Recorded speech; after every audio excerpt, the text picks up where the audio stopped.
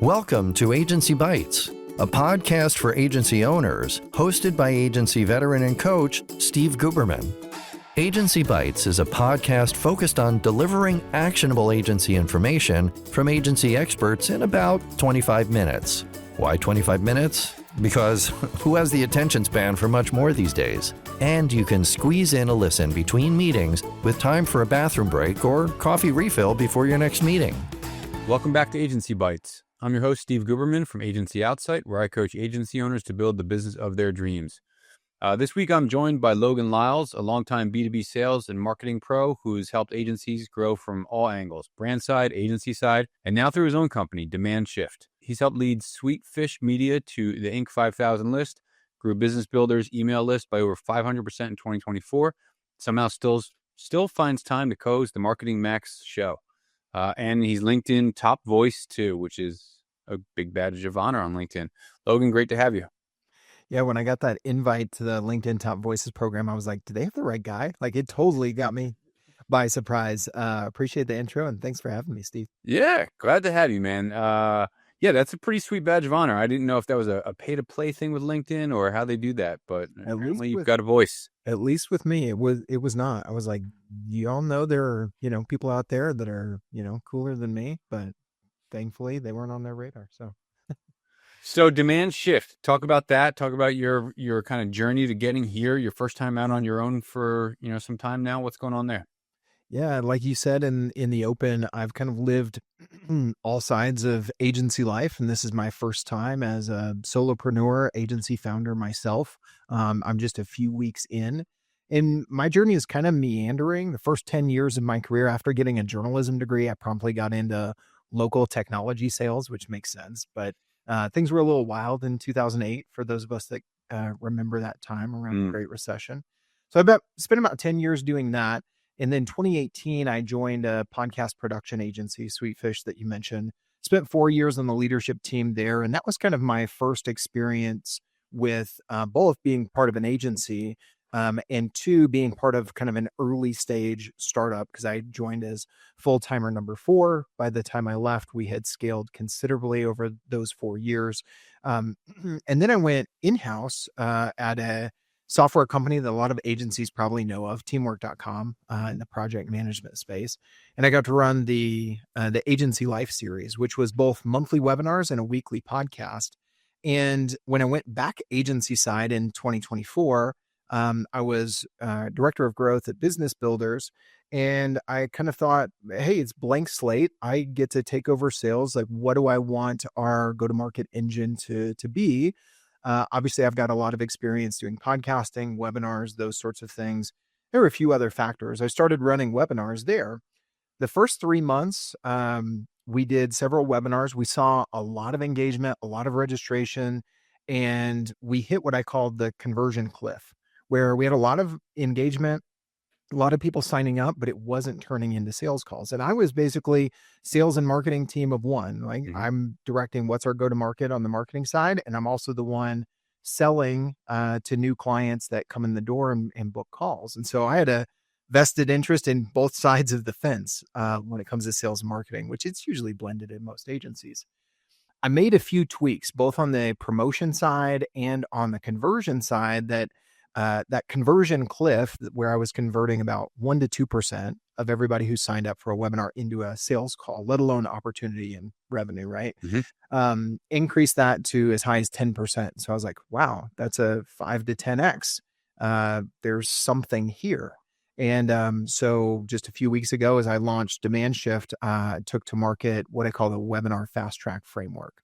That is been all of my testing over the 2 years of running podcast and webinar at Teamwork, the 9 months at Business Builders, and basically offering a plug and play done for you service to replicate that same sort of increase of running webinars as an ongoing series that actually turn into book sales calls, turn into a lot more, because as you well know, as an experienced podcast host, when you have an ongoing video series, there's not just the direct audience of the long form content. There's lots that you can do with it too. So back up and take apart kind of the process of brand builders. You came up with the strategy of we're going to launch webinars and podcast also, or just webinar? It was going to be both, but really we kind of just focused on webinars for about 9 months. Okay, so webinars with the intent of we want to get people in the funnels. This is unaware audiences. We're going to use it for marketing purposes. The audience was agency owners to get them into the brand builders mastermind group, right? Actually, it was a little bit separate. So these were potential clients of business builders. Gotcha. Okay. So we were, business builders does a lot of consulting around the story brand framework.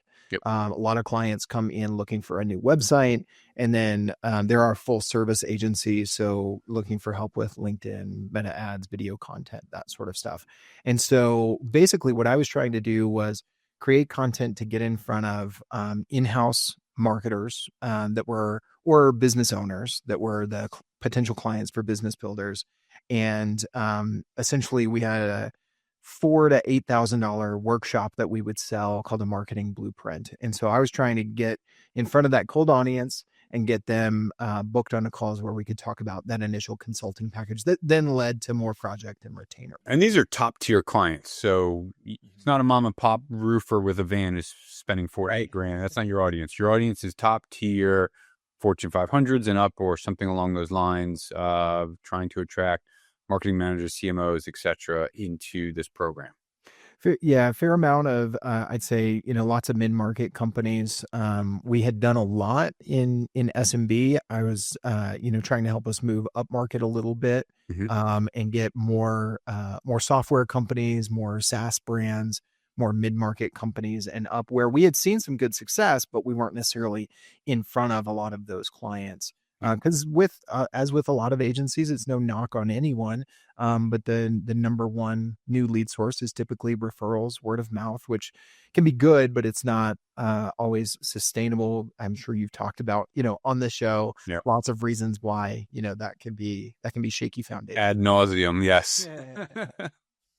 So if you were to look at the program that you built from the outside, take your name off of it, take your hat off of it, and look at it, just more objectively, and think, overall, this is a good strategy. Businesses should be doing thought leadership in the form of a webinar to give away their expertise, show how smart they are, tease what they can deliver from a service standpoint.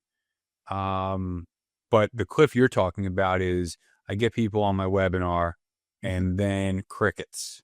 Yep. Nobody follows up with an engagement. What were some of the tricks that you found, again, from the outside, that worked or didn't work to increase that number? Yeah, there were two. So the first is strategic. The second is a little bit more tactical. So the first one, from a strategy perspective, I think a lot of agencies and any sort of professional service firm, really, we can get into this trap of just giving away enough of our expertise. But it's kind of random smatterings, and we're kind of, we know a little bit about this. We know a little bit about this.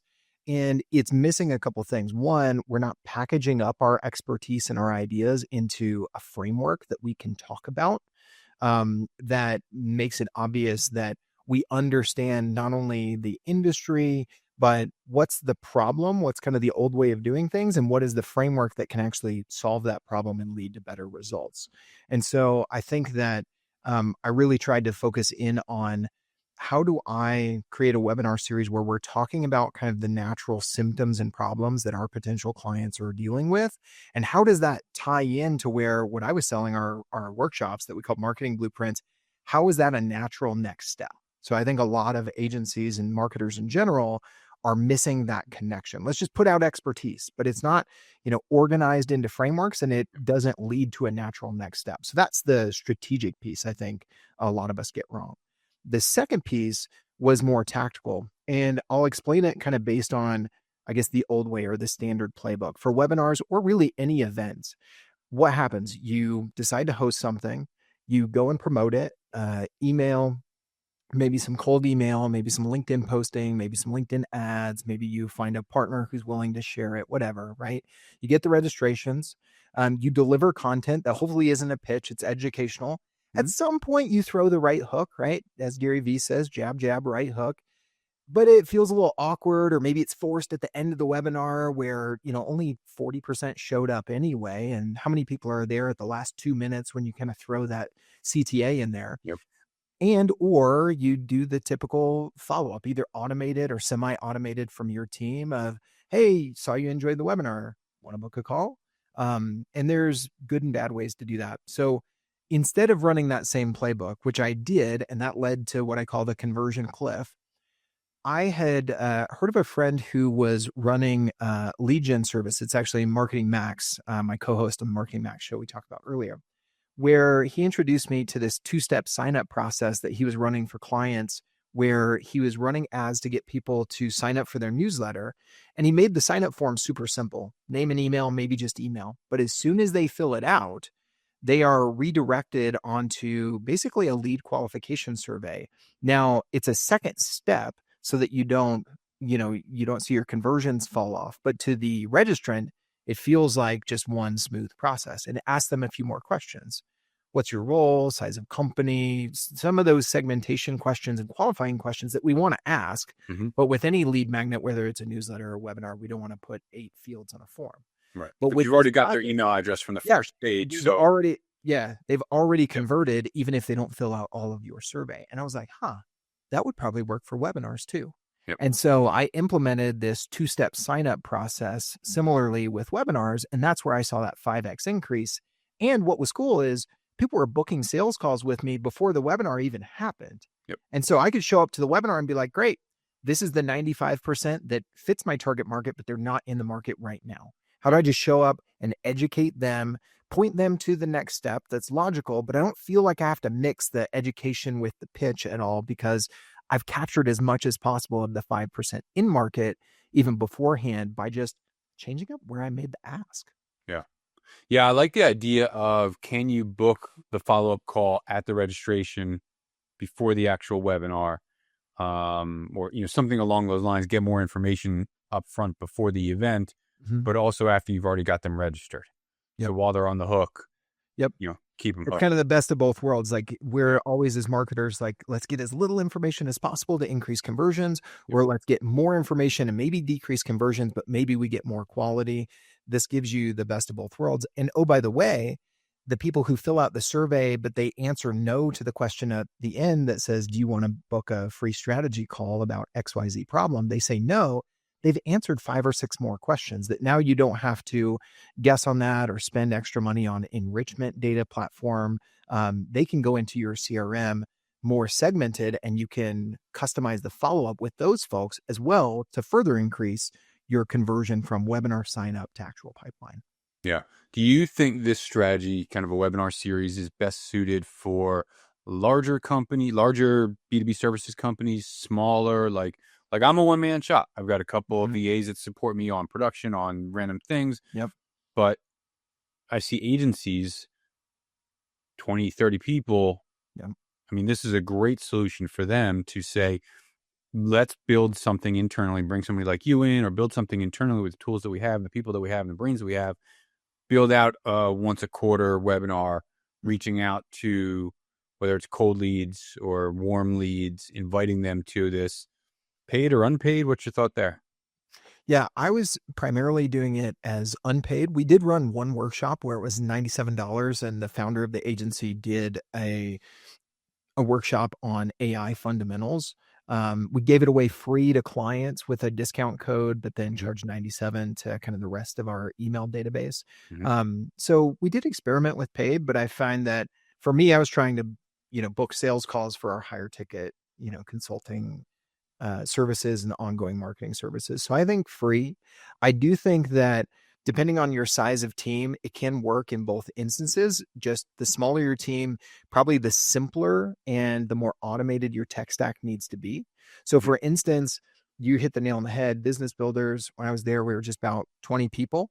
So, a sizable agency that, we had Unbounce for the landing pages, Typeform for the lead qualification survey. We were a HubSpot partner, so we had a HubSpot Pro plan we could utilize, and then Zoom webinars.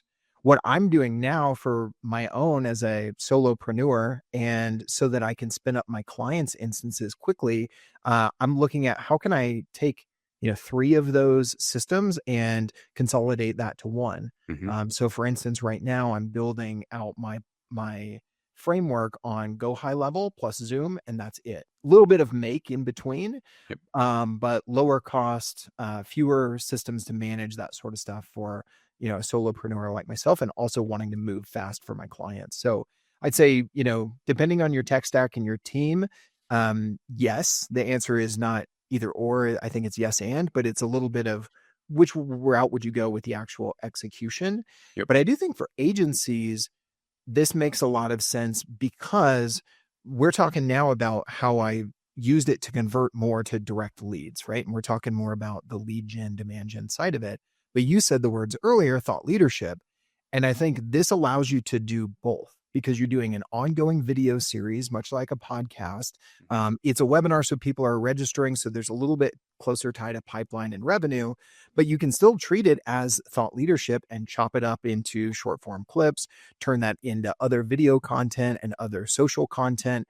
And I think in any sort of service-based business, an agency especially, people are making a decision based on what is the expertise of the team that I'm actually going to work with.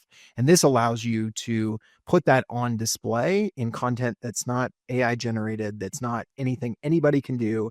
It's your team, it's your subject matter experts on video each and every month or however often you're doing webinars. I love that. And I even akin it to the know, like, and trust kind of check boxes. So Right. I know you because I've heard of you or you've marketed towards me. And so you've got this event, and now I'll sign up because I'm going to earn some trust there. Yep. And I think that also ties into how much information people are going to give us at a registration or at, signing up for a webinar or giving me, just signing up for a newsletter or whatever. So the trust factor is massive there. But I see it for thought leadership. To your point, you can use that for content afterwards. You can, send it to use it as a like a speaking booking reel or something along those lines. Right. Like there's a lot of legs to have it. I asked about paid versus unpaid because when I've seen unpaid events, whether it's in person or on Zoom or whatever, the I don't know what technical term you would call it, but the actual percentage of people that show up is so much smaller. Or attendance rate. Attendance rate, sure, yeah. So much smaller than if there's some skin in the game, even if it's $100.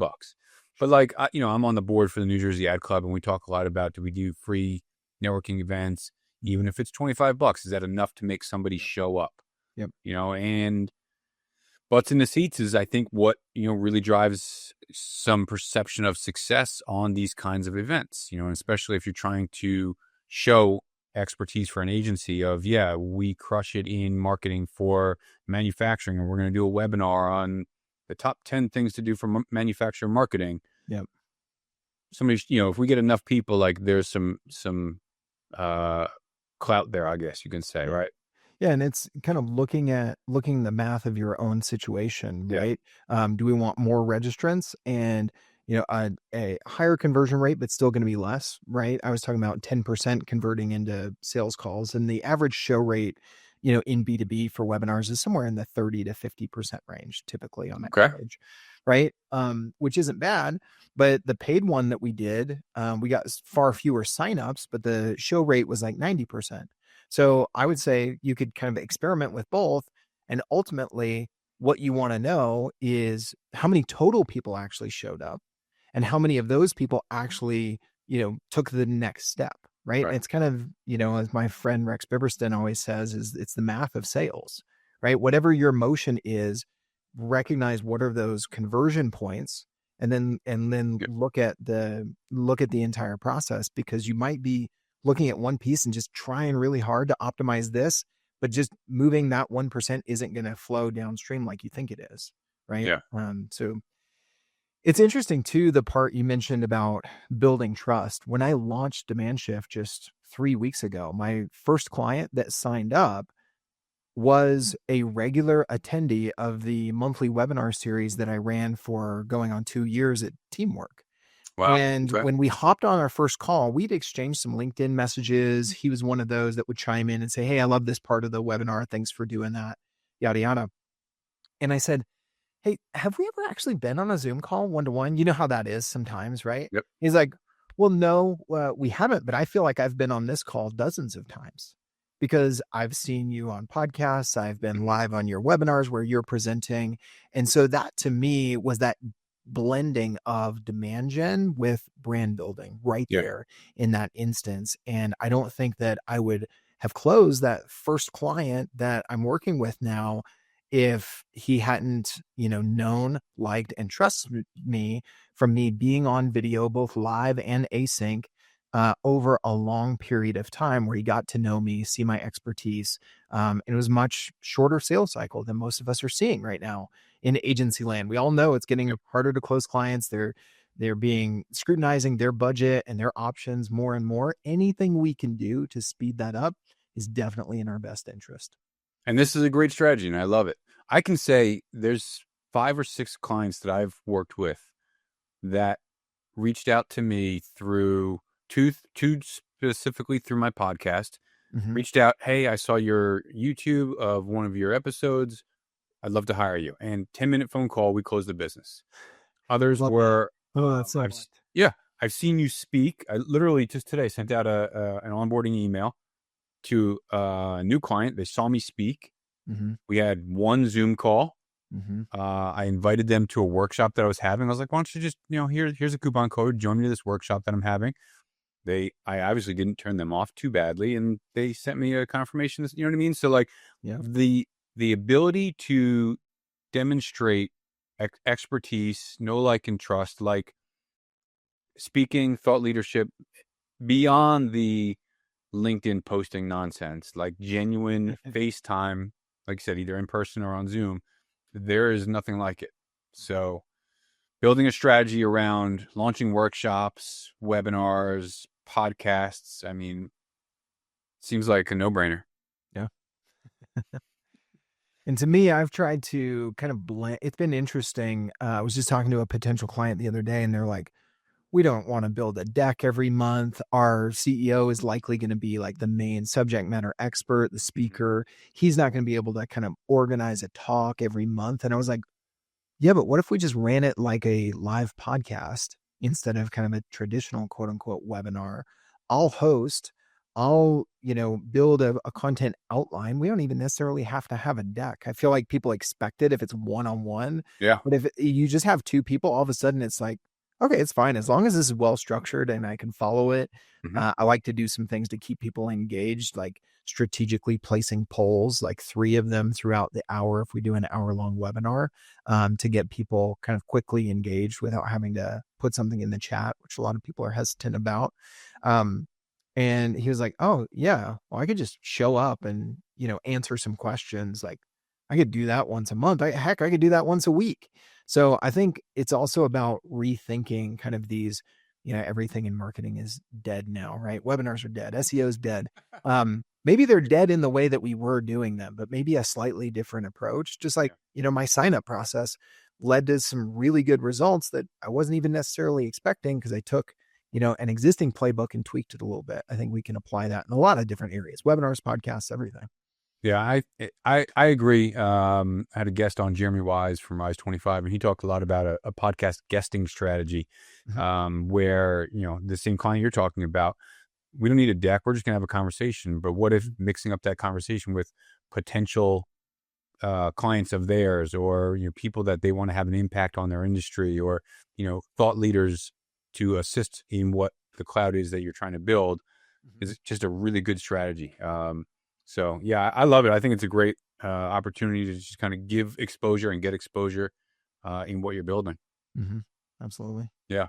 Listen, I want to wrap up, throw a couple of random questions at you. I love what you're building. Big fan. Excited to see what you do. I'm a fan of anybody launching anything, man. It's like no risk, no reward, but I do think there's a need for what you're doing. I think that agencies are clamoring for, how do we stand out? How do we make our mark? How do we show that we are experts?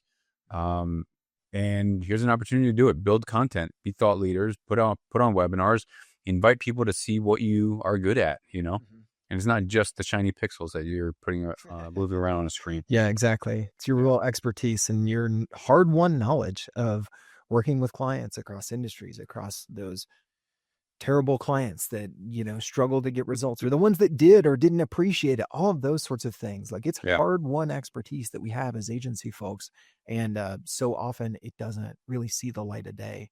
And yeah, Yeah, I love it. Change that. All right. What is your go-to karaoke song? Oh my gosh. I have none, because my wife and kids will tell you I do not, I cannot carry a tune in a bucket. But, I grew up in Southern Louisiana before I relocated to Colorado when my family moved. So some good old 90s country, something Garth Brooks, maybe Rodeo, Friends in Low Places. I'll go with something there. I'll take it. I'm a big country fan, so I like it. What's a failure that later turned out to be a blessing? I mean, I'd say that, I looked at our first 3 webinars that I ran at Business Builders, and I was like, this seemed great, but then it seemed like a failure. And it made me rethink the process. And so it kind of gave rise to this framework that is now the foundation for my new thing. So yeah, it's meta. It sounds self-serving, but that's the first thing that comes to mind. It's not self-serving, because you're here to help other people. And I freaking love that, man. So you took what you learned from what didn't work out so great before, and now you've got this, Phoenix rising out of it, man. So big fan of that. And then finally, what's a business habit that you had to unlearn in order to grow? Thinking that all sales were good sales. I remember in my first 2 years of sales, I sold copiers and printers, scanners, and like fax machines, like boring stuff. And I remember that anyone who would say yes to a conversation or me putting together a proposal on something I could sell them, like I would not let that go. And then I realized, I was with my sales manager, and if you think about it, you're selling copiers and printers. Like, who are the people that you really want to get in front of? The people that are pushing a ton of paper, your lawyers, your accounting firms, like government offices, schools, that sort of stuff. And I remember going to visit a client with my sales manager, and he had this big title company that had these big copiers that were, $20,000. And over here, I was like chasing every $1,000, $2,000 deal I could get my hands on. I was like, oh, it's not just about who will say yes, it's about finding the right fit customers and spending your time there. And I think we can fall into that trap in agency land as well, especially when times are tougher and deals move slower. So yeah, that's my long-winded answer, but that's the story that comes to mind. But it's a valuable answer, and it's something we talk a lot about in coaching, as far as like when you stay niche and you stay focused, you've got to learn to say no to the right things that you're saying no to, so you can leave room for the right yeses. So yeah.